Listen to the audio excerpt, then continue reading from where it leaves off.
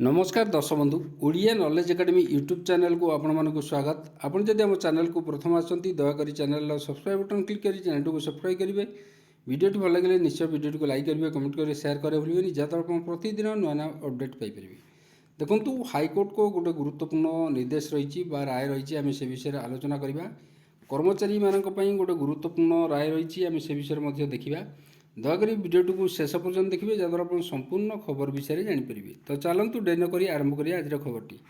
ये देखो जो सरकारी कर्मचारी जो कम्यूटेड पेंशन रही पेंशन अर्थ 10 वर्ष पर आदाय जो प्रसंग को नहीं हाइकोर्ट को गुरुत्वपूर्ण राय अच्छी आम से विषय आलोचना करवा। हाइकोर्ट को जो अंतरीण रोक लगे माननीय हाइकोर्ट आम से विषय देखा।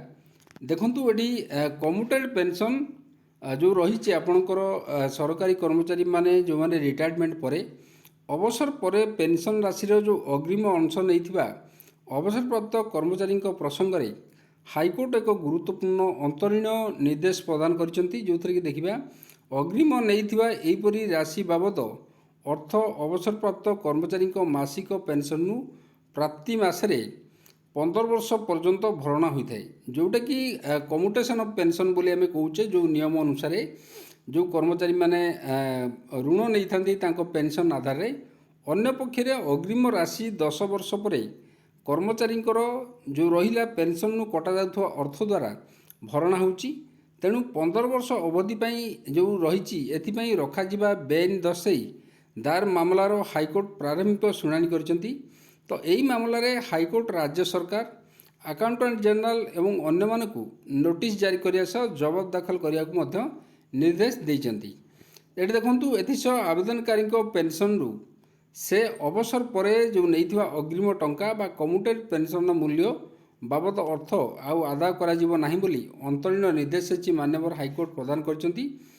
तो ये माननीय हाइकोर्ट दर्शाई जे एपर्यंत ए बाबद आदाय कराइथिबा अर्थर भविष्य मामलार चूड़ांत राय उपर निर्भर करे बोली माननीय हाइकोर्ट तांको राय रे स्पष्ट करिसेंती। जस्टिस मुर्गांक शेखर साहू को नहीं गठित खंडपीठ वन विभाग अवसरप्राप्त कर्मचारी एस बेहरा आवेदन शुणाणी करी एपरी निर्देश प्रदान करिसेंती।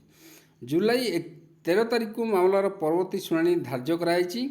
एटी आम देखिबा मामलार विवरण प्रकाश जे आवेदनकारी जे अछंती सरकारी चाकरी अवसर नेवा परे पेंशन राशि एकाकालीन अग्रिम नहीं ए बाबद किस्ती मासिक पेंशन 2016 एप्रिल मासर कटाउला 15 वर्ष पर्यंत एपरी चलो बोली कहुला। किस्तीर परिमाण आधार में 10 वर्ष से नहीं अग्रिम राशि भरणा होली आवेदनकारी दर्शाई। तेणु 2026 एप्रिल पर आउ पेंशन अर्थ कटा कथा नुहे बोली आवेदनकारी जुक्ति दर्शाई। तो यहाँ गोटे गुरुत्वपूर्ण मामलार विचार बर्तमान चली परवर्ती जो शुणाणी चूड़ांत शुणाणी पर राय जो प्रकाश पाइब से स्पष्ट आसब जे सरकार आउ से राशि को काटी पारे कि नहीं। तो ता बाबद में मुझे आपको अपडेट देवी। तो आज गुरुत्वपूर्ण खबरटी जदि खबरटी आपको भल लगे दयाकोरी निश्चय चैनल को सब्सक्राइब करेंगे, वीडियो को लाइक करेंगे, कमेंट करेंगे, शेयर करेंगे भूलें। धन्यवाद।